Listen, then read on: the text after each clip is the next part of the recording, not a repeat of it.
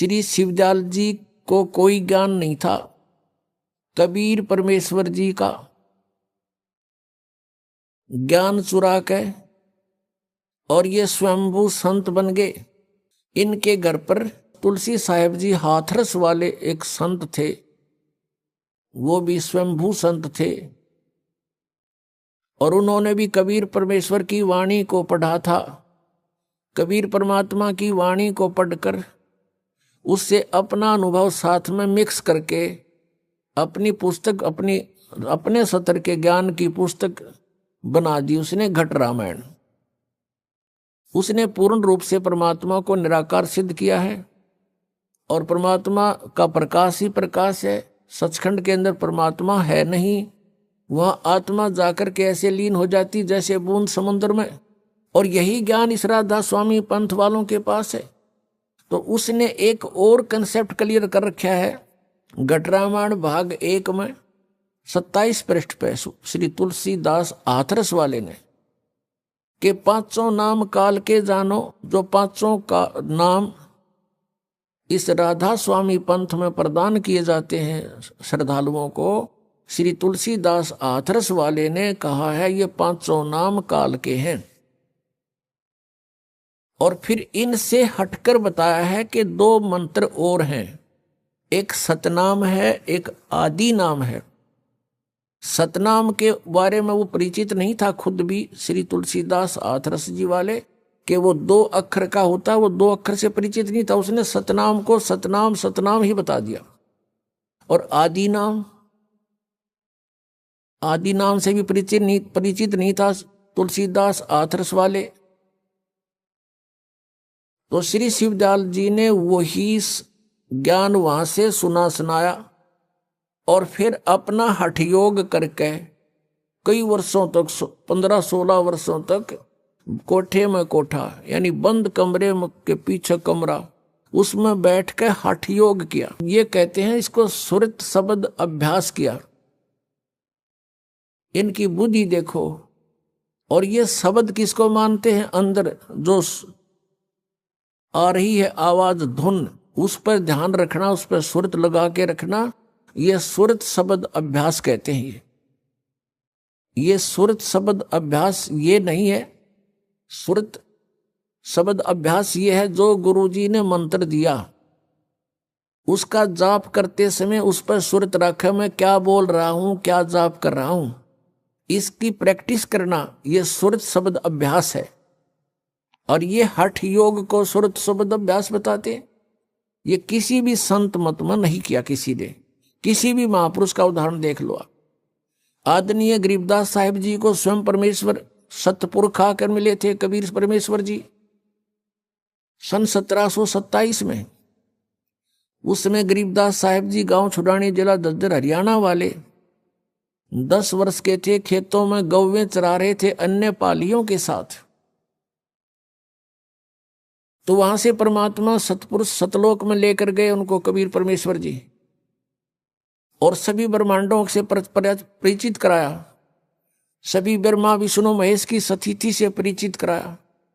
सतलोक में जाकर परमात्मा को देखा, एक तेजों में शरीर में करोड़, एक रोम को में करोड़ सूर्य मिला दे, करोड़ चंद्रमा, इतने शरीर की शोभा है उस परमात्मा की, वो उससे भी अधिक शोभा है एक रोमकूप की। यानी साकार है, नर आकार है, सिंहासन पर विराजमान है। और परमेश्वर कबीर जी ने अपने दूसरे रूप में, जो यहाँ साधु संत रूप में आए हुए थे, उस रूप में जाकर के चंवर किया। तो गरीबदास साहिब जी ने सोचा, उनकी आत्मा ने सोचा कि परमात्मा तो तख्त पर बैठे ये हैं, और यहाँ का ये महात्मा कबीर कोई इनका चेला चपटा होगा, नौकर होगा। उसी समय क्या हुआ, जो सिंहासन पर विराजमान थे परमात्मा तेजों में शरीर युक्त, वो खड़े हुए, और कबीर परमेश्वर जी जो नीचे जिंदा महात्मा के रूप में नीचे से गरीबदास जी को लेकर गए थे, उस रूप में वो उस सिंहासन पर विराजमान हो गए। और वो तेजों में शरीर युक्त परमात्मा उस जिंदा महात्मा वाले स्वरूप के ऊपर खुद एज ए सेवक, सर्वेंट, संवर करने लगे हैं। तब गरीबदास जी असमंजस में पड़ गए, भगवान कौन? ये महात्मा, ये तो बाबा जी दिखाई देता है, और परमात्मा ये है, इसका इतना सुंदर शरीर, इतना तेज इनके शरीर में, अब इनमें से प्रभु कौन से हैं? इतने में क्या हुआ, तेजों में शरीर जो था वो कबीर जी के उस नीचे से गए हुए जिंदा महात्मा वाली बॉडी में समा गया। अकेले परमेश्वर नीचे से गए थे जिंदा महात्मा के रूप में कबीर जी, वो अनंत कोट ब्रह्मांड के कुल मालिक के सिंहासन पर विराजमान हो गए।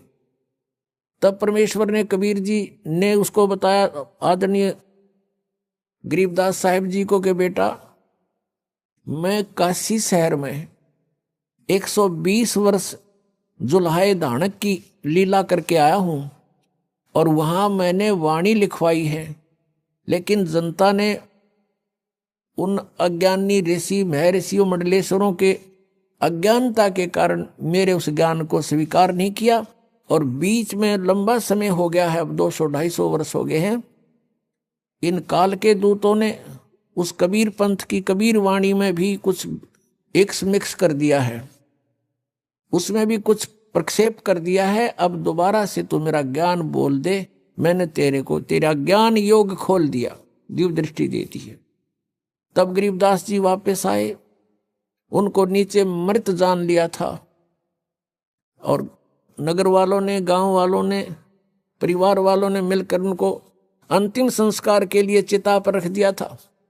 उसी समय परमेश्वर कबीर जी ने वो आत्मा वापस उस बॉडी में भेज दिया, और एकदम गरीबदास जी खड़े हो गए। उसके बाद उन्होंने जो जनसाधारण लैंग्वेज बोलते थे वह छोड़ दी, जो साधारण लैंग्वेज वहां के अपने क्षेत्र की, और परमेश्वर के द्वारा फीड किया हुआ ज्ञान बोलना शुरू कर दिया, चौपाई और दोहों के माध्यम से। हम सुल्तानी नानक तारे दादू को उपदेश दिया, जात जुलाहा भेद न पाया, ये काशी माहे कबीर हुआ। अब उन्होंने आकर बताया कि जो बनारस में, काशी में जो कबीर साहब थे, जो जुल्हाए रूप में, ये पूर्ण परमात्मा है, परम अक्षर ब्रह्म है, सतलोक में शरीर है, मनुष्य सदृश इनका शरीर है, और मैं आंखों देख कर आया हूं। और फिर गवाही दी है कि हम सुल्तानी नानक तारे दादू को उपदेश दिया, मेरा भी उद्धार किया, गरीबदास साहिब जी कह रहे हैं। और अब्राहिम सुल्तान अधम बलक बुखारे के बादशाह का उद्धार किया, श्री नानक जी का उद्धार किया, दादू जी का उद्धार उन्होंने किया। वो उनको आकर मिले ऐसे जैसे मुझे मिले थे, और उनको भी सचखंड दिखाया था, सतलोक दिखाया था, वापस छोड़ा था। और फिर मुझे सतनाम दिया, उस सतनाम के जाप से मोक्ष होगा। और एक सार नाम है, उसको आदि नाम भी कहते।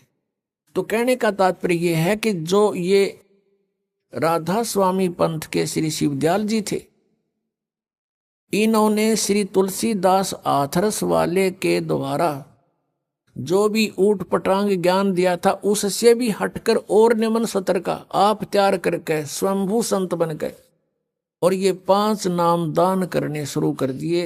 निरंकार, ओंकार, ज्योति निरंजन, सोहम और सत्यनाम। परमात्मा कबीर जी कहते हैं, सोहम शब्द हम जग में लाए, और सार शब्द हमने गुप्त छुपाए। परमेश्वर कबीर जी के प्राकट्य से पहले किसी भी सदग्रंथ में आपको सोहम शब्द नहीं मिलेगा। और इन्होंने ये एक शब्द है, करने नो दीदार महल में प्यारा है, राधा स्वामी पंथ वालों ने उसी शब्द के आधार से अपना पंथ खड़ा किया, और उसमें जो वास्तविक मंत्र भी उस शब्द के अंदर हैं। और ये 5 शब्द काल के हैं, और काल ने अपने मुख से बोले थे, उच्चारण के, ये जाप नहीं करने थे, ये सोहम नहीं है उसके अंदर, और सतनाम भी नहीं है, वो शक्ति शब्द है, शक्ति सतनाम के स्थान पर। तो ये 5 नाम काल के हैं, इनसे हटकर वो 5 नाम ये दास आपको प्रदान करता है, वो इन कमलों के खोलने के भिन्न हैं, जो जिन्होंने उपदेश ले रखा वो आपको पता है। अब पुण्यात्माओं, अब जैसे इन राधा स्वामी पंथ वालों का ये भी मानना है कि संत कुछ भी नाम दे दे, वह फल फूल जाएगा। ये भी इनकी अपनी सोच है और ये झूठ है, गलत है, अनुचित है। जैसे हमने आम का पौधा बीजना है, आम के पौधे को बोने के लिए आम का ही बीज बोना पड़ेगा। यदि कोई बीज हम बो दें, आम नहीं लगेगा। जैसे बबूल का बो दिया, नीम का बो दिया, तो आम नहीं लगेगा, फलेगा वो भी। तो आम के लिए हमें आम का ही बीज बीजना पड़ेगा। सतलोक जाने के लिए हमने वही मंत्र जाप करने पड़ेंगे जो उन महापुरुषों ने किए। किन्होंने? जिनको परमात्मा स्वयं आकर मिले, सतलोक से चलकर आए। उनको कौन कौन है? उनमें से वो अच्छी आत्माएं, पुण्यात्माएं, जिसके विषय में ऋग्वेद मंडल नंबर 9 और सूक्त नंबर 86 मंत्र 26-27, ऋग्वेद मंडल नंबर 9 सूक्त 82 मंत्र 1, 2, 3, ऋग्वेद मंडल नंबर 9 सूक्त 96 यानी 96 मंत्र 16 से 20 तक, ऋग्वेद मंडल नंबर 9 सूक्त 1 मंत्र 8 और 9 में, ऋग्वेद मंडल नंबर 9 सूक्त 20 मंत्र 1 में, और भी अनेक स्थानों पर ऋग्वेद मंडल नंबर 9 सूक्त 94 मंत्र 1 में, 94 के 1 में। इसमें स्पष्ट किया है कि वो परमात्मा सतलोक में रहता है, ऊपर तीसरे मुक्ति धाम में, और सतलोक से गमन करके चल कर आता है। सह शरीर है, मनुष्य दृश्य, उसका नाम कबीर देव है। और वो कबीर देव यहाँ अच्छी आत्माओं को आकर मिलते हैं, बहुत स्पीड से आते हैं। जैसे विद्युत, आकाशीय विद्युत जितनी स्पीड से गिरती है, इतनी तीव्र गति से आकर के 1 सेकंड में पहुंच जाते हैं वह सतलोक से, और अच्छी आत्माओं को मिलते हैं, उनको तत्व ज्ञान प्राप्त कराते हैं। इसी आधार से परमात्मा इन महापुरुषों को मिले थे। किन किन को? आदरणीय धर्मदास साहिब जी को, आदरणीय मलुकदास साहिब जी को, आदरणीय नानक साहिब जी को, आदरणीय दादू साहिब जी को, आदरणीय गरीबदास साहिब जी को, गांव छुरानी, जिला दद्दर, हरियाणा वाले को, आदरणीय गीसा दास साहिब जी को, गांव खेखड़ा और जिला मेरठ, उत्तर प्रदेश में। इन महापुरुषों का तो दास को याद है, ध्यान है कि इनको परमात्मा सीधे मिले, और इन्होंने जो मंत्र जाप किए, जैसी साधनाएं उनकी क्रियाएं थी, वो भी दास के को खूब ज्ञान है। और आपको भी परिचित कराता हूं। धर्मदास जी कभी हठ योग नहीं किया, और स्वयं परमेश्वर कबीर जी ने एक उदाहरण पेश किया, एक रिहर्सल करके दिखाया हमारे को, कि वो कपड़ा बुनते थे और नाम भी जाप करते थे। कहने का भाव ये है कि कबीर परमेश्वर से एक संत मत चला, ये भी मानते हैं राधा स्वामी पंथ वाले भी। और कबीर परमेश्वर ने कोई हठ योग नहीं किया, वो तो जुलाहे थे आपके सोच से। हम तो कहें वो भगवान थे और परमात्मा को लीला करने आए थे, तो जुलाहे का कार्य करते थे। और ये भी दिखाते थे कि मैं भाई भक्ति करता हूं, हमारे को उदाहरण दे रहे थे। उन्होंने हठ योग नहीं किया कभी भी। कहीं दिखा दो उनका, किसी उनके पूरे लिटरेचर में दिखा दीजिए कि वो हठ योग किया था कभी।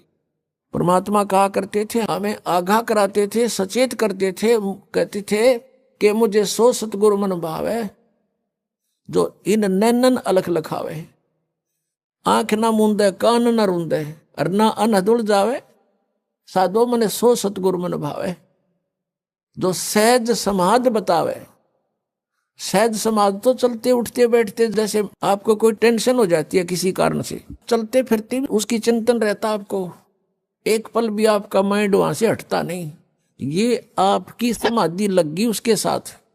तो ऐसे हम परमात्मा के गुणों से और यहाँ के दुखों से परिचित होकर फिर हम परमात्मा को इस श्रद्धा से उसका मेडिटेशन करेंगे, उसको पाने के लिए उसको चाहेंगे। जो पति भरता पति से राती, आन पुरुष नहीं भावे, बस पीहर में सुरत प्रीतम में, ऐसे ध्यान लगावे। कहते हैं जैसे पति भरता लड़की अपने पीहर चली जाती है ससुराल से, तो वो कहती है वहां सारा काम करती है घर वालों का, और किसी को महसूस नहीं होने देती, लेकिन उसका एक पल भी अपने पति से ध्यान हटता नहीं। दिस इज द सहज समाधि, सिंपल मेडिटेशन।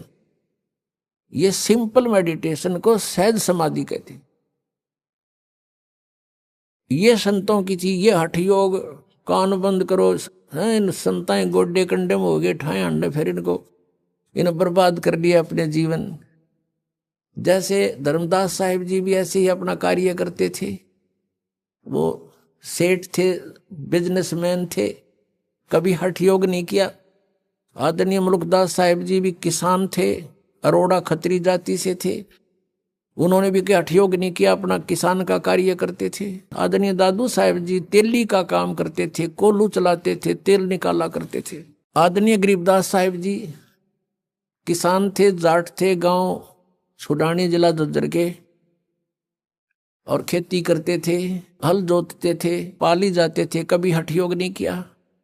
आदरणीय नानक साहिब जी थे, पहले सर्विस करते थे, परमात्मा प्राप्ति के बाद पहले तो प्रचार किया 10-12 वर्ष, फिर लास्ट के 16 वर्ष अपने खेतों में काम करते थे, और जो उनके निकट आता था उनको सतमार्ग भी बताते थे। आदरणीय घीसा दास साहिब जी, ये भी किसान थे और खेती करते थे और भक्ति भी करते थे।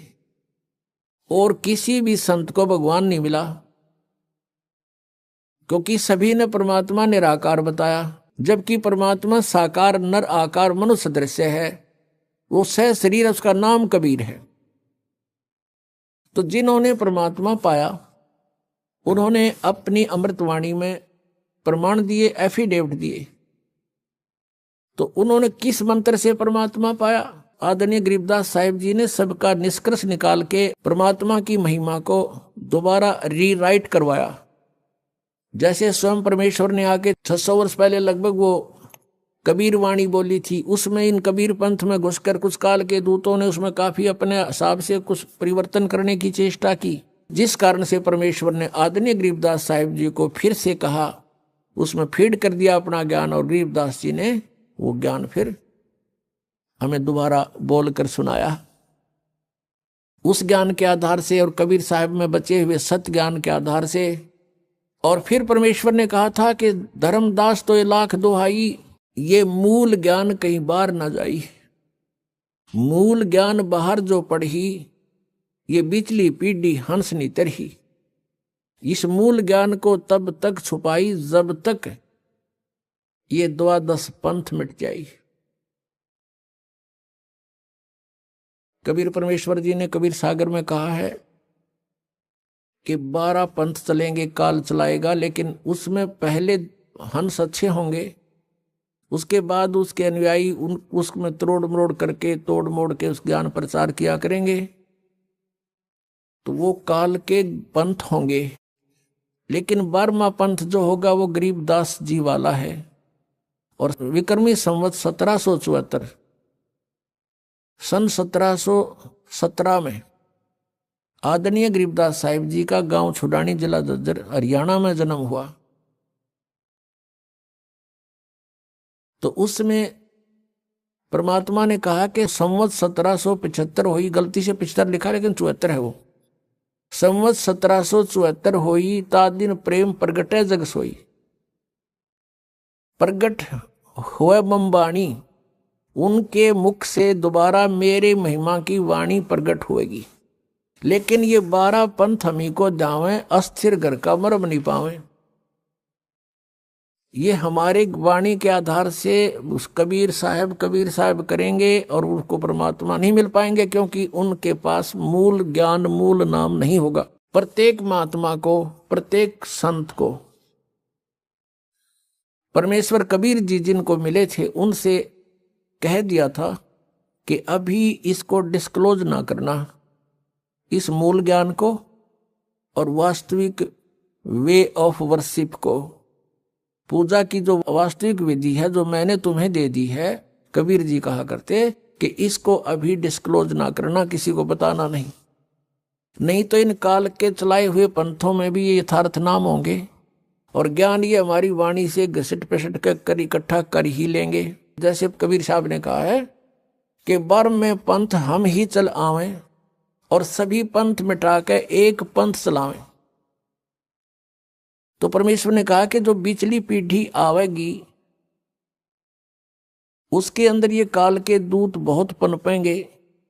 12 पंथ तो ये लगातार हैं, और काल ने कहा था और अनेक पंथ चलाऊं या वद जीवों को भरमाऊं। तो उन 12 से अलग ये राधा स्वामी पंथ, धनधर सतगुरु पंथ, बाल योगेश्वर पंथ, और ये सतपाल दास पंथ, और ये ठाकुर पंथ, जय गुरुदेव पंथ, ये सब राधा स्वामी से ही निकले हुए हैं। लेकिन ये जो सतपाल जी वाला पंथ और बाल योगेश्वर जी वाला पंथ ये हंसा देश वालों का है। ये भी ऊट पटांग वही क्रिया, कान बंद आंख बंद, जीव ने तालू के लाओ, ये डले डुबान लग रहे। और नाम क्या देते हैं? हंस, हंस नाम देते हैं। हंस तो जीव का नाम है, और कहते हैं हंस को उल्टा कर लो सो हम हो गया। हंस का उल्टा करे यूं कोई बात हुई? एक गाड़ी ने उल्टी कर ले उल्टी घेर ले सड़क के ऊपर, और फिर कह दे वो के गाड़ी हो गया, ये कोई बात हुई इनकी? जिसी टूटी फूटी ले रहे थे वह भी उलट कर ली। तो कहने का भाव है इनने अपनी मनमुखी मंत्र लोक वेद जनता में ठोक दिया, और सबकी दुर्गति हो रही है। उन संतों की भी दुर्गति हो रही है जो इस पंथ के प्रवर्तक थे। अब कारण क्या था कि उनके पास तत्व ज्ञान नहीं था। तो कौन से मंत्र का जाप किया उन महापुरुषों ने जिनको मोक्ष प्राप्त हुआ? सतनाम का। और सतनाम है 2 अक्षर का, जिसमें एक ओम मंत्र है, एक तत् है, वो सांकेतिक है। श्रीमद् भगवद गीता अध्याय नंबर 17 के और श्लोक नंबर 23 में स्पष्ट किया कि ओम तत्सत इति निर्देश है ब्रह्मण त्रिविध समर्थ है। ओम और तत् जो सांकेतिक शब्द है, तत् ये दास बता सकता है इस पृथ्वी पर, और किसी के पास नहीं है। यदि इस दास से चुरा कर नाम लेकर के और फिर आप पे स्वयं गुरु बनकर को दान कर रहा है तो महा दुश्मन है समाज का। पहले वालों ने नाश कर दिया, वो और कर देगा। उससे भी हमने बचना है। ऐसे कोई पाखंडी कहीं मिल जावे उससे भी बचाना है। जनता को समझाना है कि नकली है, इसको कोई अधिकार नहीं है। ठीक है, मानने उसका भला, ना तो भाई उनकी मर्जी, नहीं मानने तो कहीं भी जाओ, वो उनकी सजा मिलेगी फिर भगवान के दरबार में। तो सतनाम 2 अक्षर का है, एक ओम और एक तत्। और सत जो उसमें शब्द है वो आदि नाम है, इसको सार नाम भी कहते हैं, वो भी गुप्त है। तो गीता अध्याय नंबर 8 के श्लोक नंबर 13 में गीता ज्ञान दाता कहता मेरा एक ओम मंत्र है, बस, नथिंग एल्स। मुझ ब्रह्म का केवल एक ओम मंत्र है। और जो इस ओम का जाप करता है इस ओम से मिलने वाली परम गति को प्राप्त होता है, वो ब्रह्मलोक है। ओम का साधक ब्रह्मलोक हो जाता है, और वहां से भी पुनर्वृत्ति में आता है, जन्म मृत्यु होती है। और तत् ये सांकेतिक है। 3 पुरुष हैं गीता जी अध्याय नंबर 15 के श्लोक नंबर 1 से लेकर 4 में और 16 और 17 में कंसेप्ट क्लियर कर रखा है। संसार रूपी वृक्ष की संकेत दिया है, लेकिन कबीर परमेश्वर जी ने, क्योंकि तत्वदर्शी संत रूप में आए थे मालिक, उन्होंने उसका विस्तृत जानकारी दी है। और गीता जी अध्याय नंबर 15 के श्लोक नंबर 1 में यही कहा है कि जो संसार रूपी वृक्ष के सभी विभागों को जानता है, स वेदवित, पत्तों सहित जानता है जड़ से लेकर, वो तत्वदर्शी संत है। वो स्वयं परमेश्वर ही आते हैं। वो चौथे अध्याय के 32वें श्लोक में वो भी स्पष्ट किया है कि ब्रह्म ने मुखे सच्चिदानंद घन ब्रह्म के द्वारा अपने मुख से बोली हुई वाणी में यज्ञों यानी धार्मिक अनुष्ठानों की जानकारी विस्तार से कही गई है। चौथे अध्याय के 34वें श्लोक में कहा कि उस तत्व ज्ञान को तत्वदर्शी संत ही जानते हैं, उनसे पूछो। अब एक तो परमात्मा स्वयं आकर बोल कर गए तत्वदर्शी संत के रूप में, वह तो ब्रह्मण मुखे होगी, परमात्मा की बोली हुई वाणी, कबीर वाणी। और फिर उस वाणी को कोई समझेगा, वो तत्वदर्शी संत है। तो आज तक कबीर परमेश्वर की वाणी को कोई नहीं समझ सका। इस दास पर मेहर करी परमात्मा ने, इन सदग्रंथों को जाना सद्बुद्धि दी परमेश्वर कबीर जी ने और उनको खोला। अब हम उस प्रसंग पर आते हैं। 3 पुरुष बताए, सरपुरुष, अक्षर पुरुष, 16वें श्लोक में 15 में जाएगा। फिर ये इनके विषय में बताया कि ये भी नाशवान, इनके अंतर्गत जितने प्राणी इनके लोक में वो भी नाशवान, केवल जीवात्मा किससे की नहीं मरती, वो तो गधे की भी ना मरती। फिर 17वें श्लोक में 15वें अध्याय में कहा है कि उत्तम पुरुषत्व अन्य, वो उत्तम पुरुष तो कोई और है, इन दोनों से न्यारा है, और वही परमात्मा कहलाता है, और वही लोकचर्यम अविषय विवर्ती अवय ईश्वर है। वो तीनों लोकों में प्रवेश करके सबका धारण पोषण करता है, वो है अविनाशी भगवान। तो ये 3 मंडल हैं, 3 लोक हैं। एक तो 3 लोक इस काल ने नकल करे रखी है सतलोक की, इसने अपने एक ब्रह्मांड में भी अलग अलग लोक बना रखे हैं, जैसे पृथ्वी लोक, पाताल लोक और ऊपर स्वर्ग लोक। ये भी 3 लोक कहलाते हैं, और ये 3 लोक अलग है। एक तो ब्रह्म का लोक सरपुरुष का, और एक अक्षर पुरुष का लोक। ब्रह्म का जो सरपुरुष का कितना क्षेत्र है, 21 ब्रह्मांड है इसके लोक में, और अक्षर पुरुष के 7 संख ब्रह्मांड है, वो उस अक्षर पुरुष का लोक। और तीसरा जो है वो ऊपर के लोक हैं, सतलोक, अलखलोक, अगमलोक और अनामी लोक। तो उन 4 लोकों में परमात्मा कबीर जी ही अन्य रूप धारण करके रहते हैं मनुष्य दृश्य ही। तो इस प्रकार ये 3 पुरुष, पुरुष माने परमात्मा, 3 प्रभु। तो सरपुरुष का ये ओम मंत्र है जिसको ब्रह्म कहते हैं। अक्षर पुरुष का ये तत्व है जो सांकेतिक ये दास बताओगा, जो ये तत्व और ओम मिलकर के सतनाम बनेगा। तो ओम के मंत्र की कमाई हमें काल से छुटवाएगी, और तत्व मंत्र की जो है हमने 7 संख ब्रह्मांडों को पार करना है उस अक्षर पुरुष के, उनका ऋण है, उसकी कमाई है। और जो सार नाम है, आदि नाम है, वो मंत्र हमें सतलोक में स्थाई स्थान दिवाएगा। तो इस प्रकार परमात्मा पावेगा। अब हम उसी प्रसंग पर आते हैं कि इन राधा स्वामी वालों को, इस पंथ के जितने भी शाखाएं हैं, इनके पास सत्संग नहीं है, कोरा कुसंग भरा है, इनको सतनाम का नहीं पता। ये आज तक सतनाम से परिचित नहीं हो सके, तो इस सतलोक कहाँ के जाएंगे? नाम जप 5 निरंकार, ओंकार, ज्योति, निरंजन, सोहम और सतनाम। ये सोहम परमात्मा की वाणी से चुराया, करने नो दीदार महल में प्यारा है। निरंकार, ओंकार, ज्योति, निरंजन ये भी वहां से चुरा लिए, जबकि उस करने नो दीदार महल में प्यारा है उसके अंदर ये 500 नाम काल तक के ही बता रखे हैं, यानी काल के ही डायरेक्ट। इन्होंने इनमें से जैसे एक शक्ति शब्द है, ये सोहम शब्द इन शब्दों में नहीं है। निरंकार, ओंकार, ज्योति, निरंजन ये तीनों काल के जाप हैं, और शक्ति दुर्गा का मंत्र है, और सोहम इन्होंने आप जोड़ दिया इसके अंदर, ये 5 मंत्र वाले, जबकि ये 5 नाम अन्य हैं। ये इन कमलों के खोलने के हैं। जैसे मूल कमल गणेश जी का वासा है, उसका मंत्र आपको दिया जाता है। फिर स्वाद चक्र, उससे ऊपर वो सावित्री और ब्रह्मा का वो मंत्र आपको दिया जाता है। जो नाभि कमल है जिसमें विष्णु और लक्ष्मी का वास है, उसका मंत्र अलग से दिया जाता है आपको। और हृदय कमल जो दोनों सतनों के बीच में जो ये स्थान यहाँ पर आता है, रीढ़ की हड्डी के अंदर की तरफ पीछे बैकबोन पर, तो वहाँ एक हृदय कमल है जिसमें उसमें शिव और पार्वती का निवास है, उसका मंत्र आपको दिया जाता है। कंठ कमल में दुर्गा है, इसका यहाँ पीछे इसका मंत्र आपको दिया जाता है। तो ये 5 मंत्र इन प्रधानों के हैं। वो ये मंत्र नहीं है निरंकार, ओंकार, ज्योति, निरंजन, ये भी इन्होंने गलत सेलेक्ट कर लिए। और ये 5 नंबर मोक्षदायक नहीं है, ये तो प्रारंभिक फर्स्ट एड समझ लो, ये तो फर्स्ट एड है।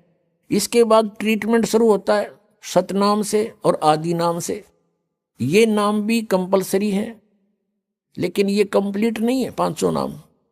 इन 500 को देते थे पहले परमात्मा, निरंकार, ओंकार ये नहीं है वो। और ये सतनाम केवल कुछ एक पुण्यात्माओं को दिया जो दृढ़ भक्त थे, आगे डिस्क्लोज नहीं करेंगे। उनको मना कर दिया था कभी इसको डिस्क्लोज ना करना, नहीं तो पिछली पीढ़ी फिर हंस नहीं हमें पहचान पाओगे। ये नकली भी हुए नाम देते पाओगे, अधिकारी ये होंगे ही नहीं हैं, और जीवों को फिर काल के मुख में डाल देंगे।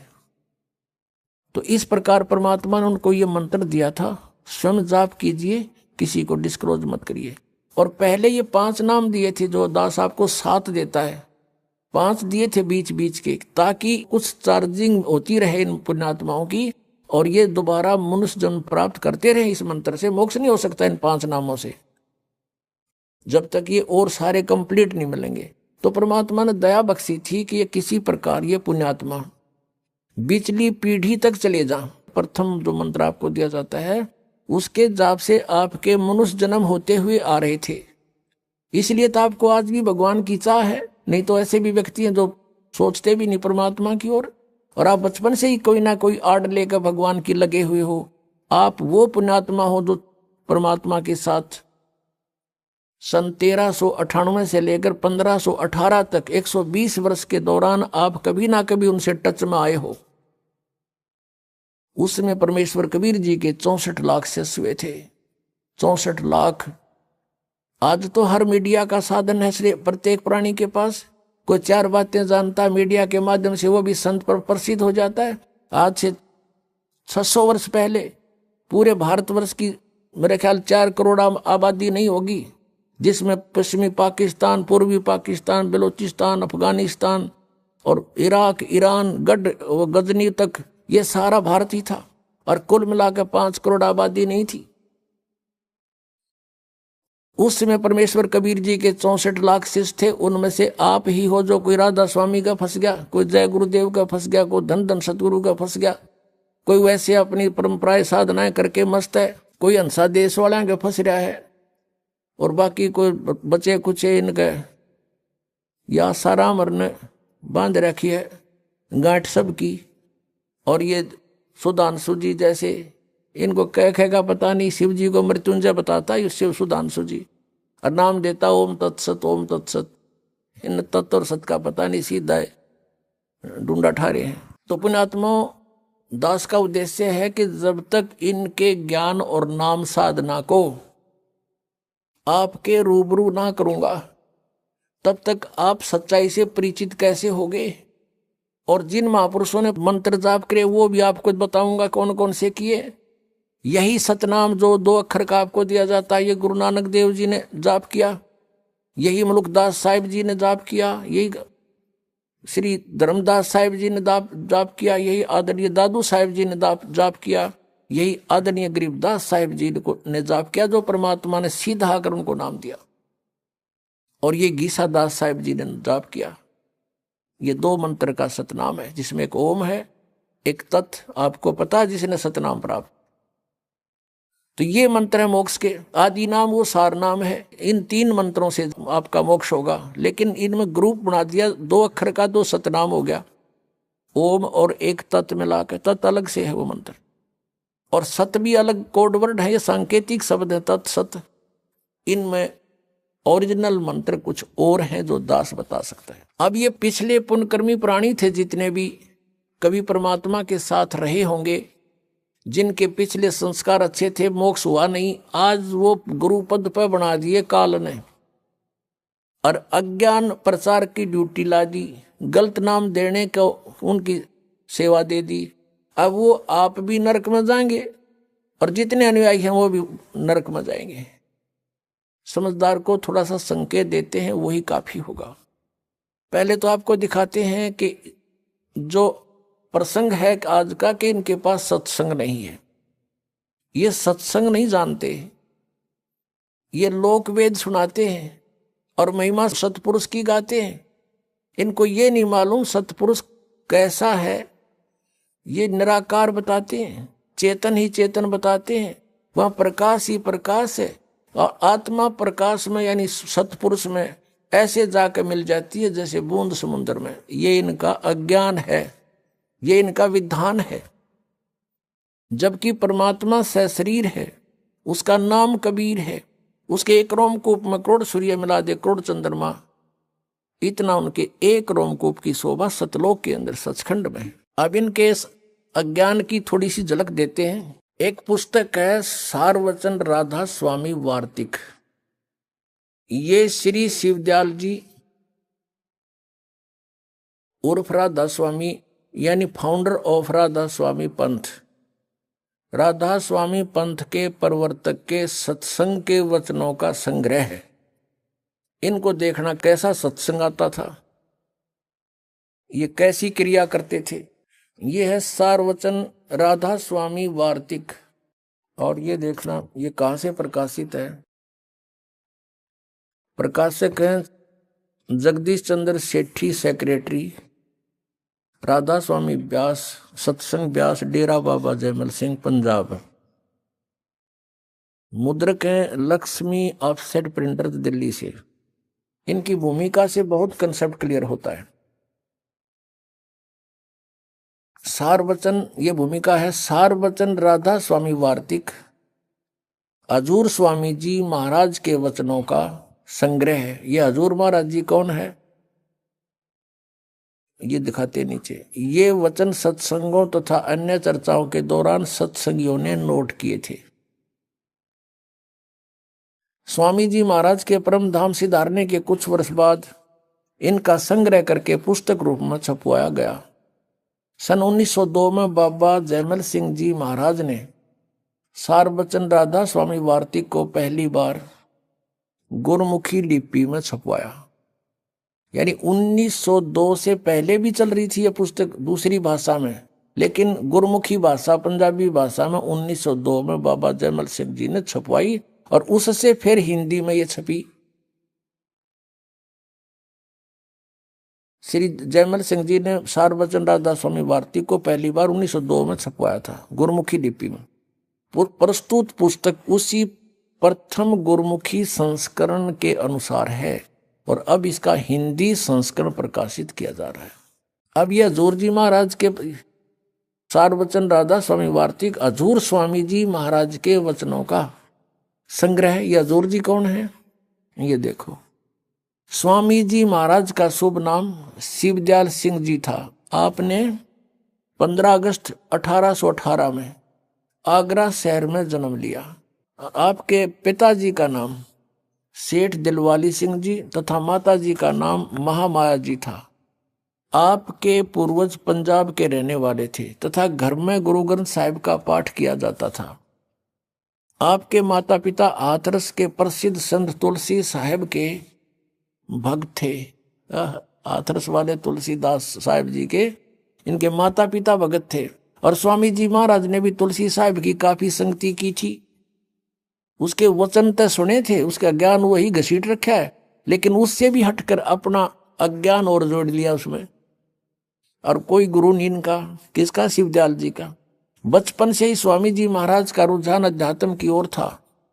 आपने एक कमरे में बैठकर 17 वर्ष सुरत शब्द योग का अभ्यास किया और सन 1861 में बसंत पंचमी के दिन खुले तौर पर आम सत्संग और सुरत शब्द योग का उपदेश शुरू किया। ठीक, अच्छा, अब हम चलते हैं। अब यहां से है ये वचन इनके जो सत्संगों से संग्रह किए हुए, यानी श्री शिवदयाल जी के विचार सुनाएंगे आपको। देखिएगा, राधा स्वामी दयाल की दया, राधा स्वामी साहेब खुलासा उपदेश हजूर राधा स्वामी साहब का, यानी शिवदयाल जी के वचन है। ये सत्संग है। ये दफा 1।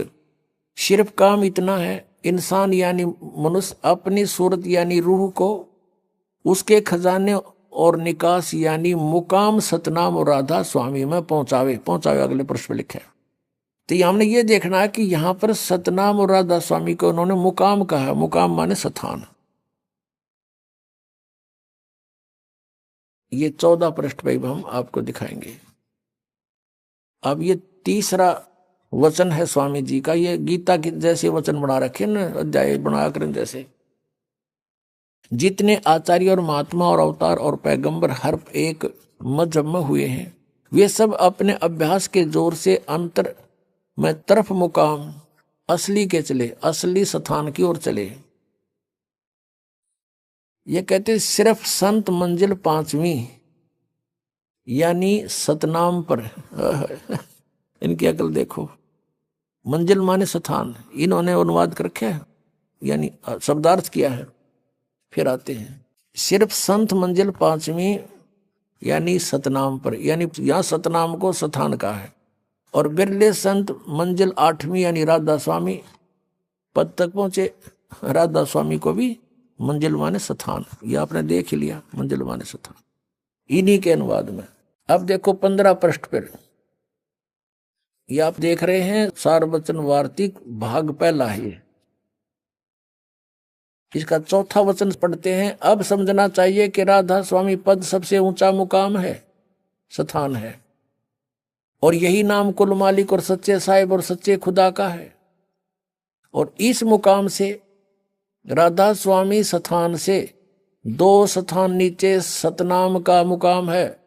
अब सतनाम को स्थान कह रहे हैं पहले, तो ये सिद्ध हो गया स्थान का स्थान है।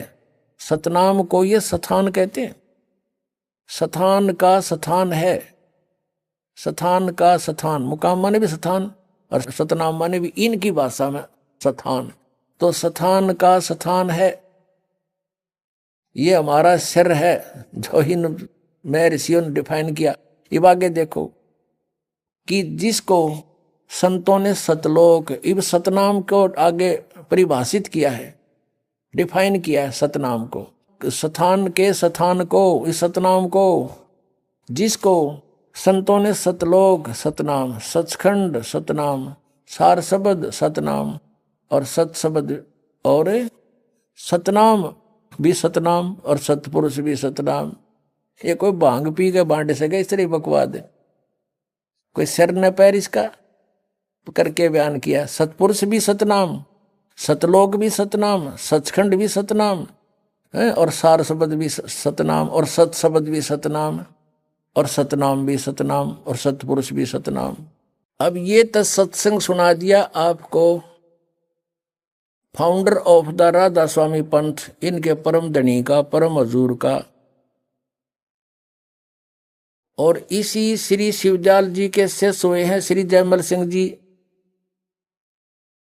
डेरा ब्यास बाबा जयमल सिंह उसने स्थापित किया। उस जयमल सिंह जी के शिष्य हुए सावण सिंह जी। श्री सावण सिंह जी के शिष्य हुए डेरा सच्चा सौदा सिरसा के प्रवर्तक श्री खेमामल उर्फ श्री बलोचिस्तानी शाह मस्ताना जी। अब श्री सावन सिंह जी को भी कितना ज्ञान था, उससे सिद्ध हो जाएगा कि श्री खेमामल सिंह जी के पास भी इसी कुएं का पानी है, तो सच्चा सौदा सिरसा में भी क्या होगा अब देखिएगा। अब ये है एक पुस्तक है संत मत प्रकाश, जिसके लेखक हैं श्री सावण सिंह जी। यह संत मत प्रकाश भाग 3 है और इसके लेखक हैं श्री सावन सिंह जी। ये है श्री सावन सिंह जी, इनका चित्र दिखाते हैं आपको। ये है श्री सावन सिंह, संत मत प्रकाश भाग। हजूर महाराज सावन सिंह जी के सत्संगों का संग्रह। ये देखिएगा, प्रकाशक हैं जगदीश चंद्र सेठी, सेक्रेटरी राधा स्वामी सत्संग ब्यास, डेरा बाबा जयमल सिंह पंजाब। और यो है गोपसंस पेपर्स लिमिटेड, ये मुद्रक है। इसके हम आपको 102 पृष्ठ पर ले चलते हैं। 102 पृष्ठ यहां देखना। अब यहां सत्संग सुना रहे हैं सावन सिंह जी। सचखंड या सतनाम चौथा लोक है। सचखंड या सतनाम कहो चाहे सचखंड कहो, यो चौथा लोक है सतनाम। अब 107 पृष्ठ पे इसके देखिएगा, 6 और 7 पर नीचे आते हैं। किसी सत्संगी से वार्ता हो रही है स्वामी जी की। सत्संगी ने कहा, हजूर जहां राम नाम का जस महिमा होता हो। सावन सिंह जी कहते हैं, कौन से राम का जिक्र करता है तू, कौन से राम का? वही सत्संगी, क्या राम बहुत सारे हैं महाराज जी? सावन सिंह जी कहते हैं 4 राम हैं। आपका इशारा कौन से राम की तरफ है? 107 पर पढ़ेंगे। वही सत्संगी, हजूर चारों रामों को खोल कर बताइए, चारों राम को खोल कर बताइए महाराज जी। सावन सिंह जी लागे फिर सत्संग सुनाने। एक राम दशरथ घर डोला है, एक राम घट घट में बोला है, एक राम का सकल पसारा, एक राम त्रिभुवन से न्यारा। ये कबीर जी की वाणी को डिफाइन कर रहे हैं, खोल रहे हैं, अनुवाद कर रहे हैं सावन सिंह जी। पहला राम राजा दशरथ के बेटे जो त्रेता युग में हुए अवतार थे, आए और अपनी ड्यूटी अदा करके चले गए, लेकिन अब हमें नहीं मिल सकते, हमारा काम नहीं कर सकते। दूसरा राम मन है जो घट घट में व्यापक है। तीसरा राम ब्रह्म है जो सारी त्रिलोकी को पैदा करता है, पालता और नाश करता है। चौथा राम सतनाम है, ये असली राम है। वाह रे सावन सिंह, अब यो सतनाम राम हो गया और यो असली राम। वह सतलोक और सचखंड कह था इस देख 102 पृष्ठ पे। ये 102 पृष्ठ पे इसी संत मत भाग प्रकाश 3 के भाग 3 के 102 पे कह रहा है कि सचखंड या सतना